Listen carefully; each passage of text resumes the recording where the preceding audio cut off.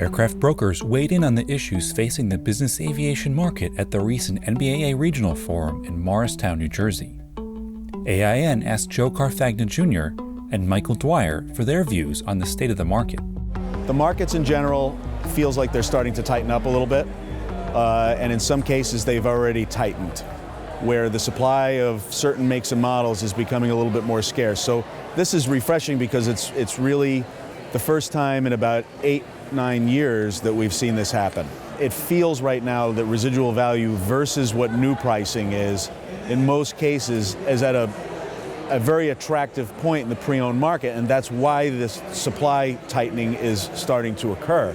It doesn't seem normal that in some cases the airplanes can get to a residual value that we used to see at 10 years old. They're getting it at 5 and 6. So the pre-owned market extremely strong for the last 3 quarters, and I'm not even counting third. So 4Q, election year, activity's up, the volume's up. We're seeing the most activity in the longer range equipment, the international equipment, Gulfstream Bombardier, Dassault. Also the super mid-size, the flat floor, what I call the flat floor 3,000 mile airplane. That's a great US domestic workhorse. And we're seeing inventory dry up in a number of acquisitions in all those markets, which hasn't happened for years. We're getting airplanes bought out from under us. So that's a very different thing. The other thing is that the pricing, we're not predicting pricing going up, but we're predicting it stabilizing because we're starting to see that. We're starting to hit the mark on what we project a sale price to be or a purchase price to be when we get to a closing, where we'd been kind of behind the 8 ball catching a falling knife for, since 2008. So that's a big improvement. I'm not a great economist. I don't see a GDP-fueled recovery. I think there's a lot of, I think the political landscape inspired a lot of confidence, and that middle-class buyer, the $100 million, $500 million company, all the way up to the high net worth individuals, are just confident now and saying, this is time to get in. While demand is going up and inventory is becoming more scarce, so far, this has been primarily in the U.S. market. I think there's more U.S. confidence. I don't think we're seeing a swell yet from international. There's some signs of international reawakening, but it's not robust yet. Well, primarily right now the buyers are in the United States. There are some overseas buyers, but as a rule of thumb, most of the buyers are here.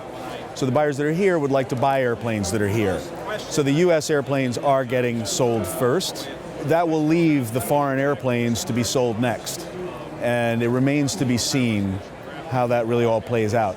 Possibly contributing to the improving market are customers who have been moving up from flying with services like fractional shares and jet cards. I love fractional programs, flex jets, net jets. I love jet cards. I love Wheels Up, because what they're doing is they're bringing the new airplane person into the market, but at a much better level of equipment and service and reliability than they had that option decades ago. So if a new airplane traveler is breaking away from the airlines and starting to think about charter, he has so many more options. And that does nothing but feed our business in the brokerage business, because now those people, as their demand increases, it does it 2 ways. Number one, just the natural accumulation of, hey, this is great, I want to do more of it. But also now they're spoiled. Now they've been on new equipment and near new equipment with very high level of professionalism in the cockpit and in the cabin if they're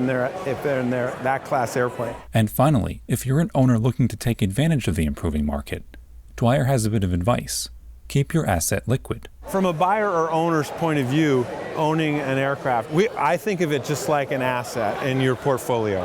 And so I want you to buy smart, but I want you to have your end game in mind, and I want to drive how you operate the airplane in the middle in that whole life cycle thought process. I don't want you to think about buying when you're buying and selling just when you're selling. I don't think that's when you should meet your broker, when I want to sell a plane.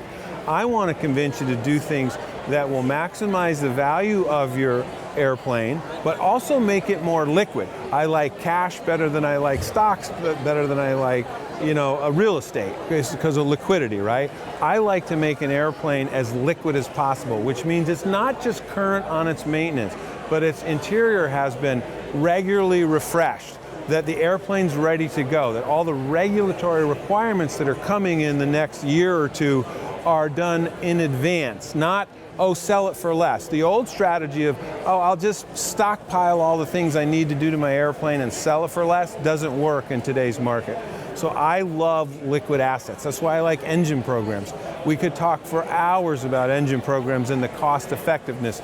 It makes it a liquid asset, 0 time. So that's what I like about regular refurbishment, engine programs, and liquidity.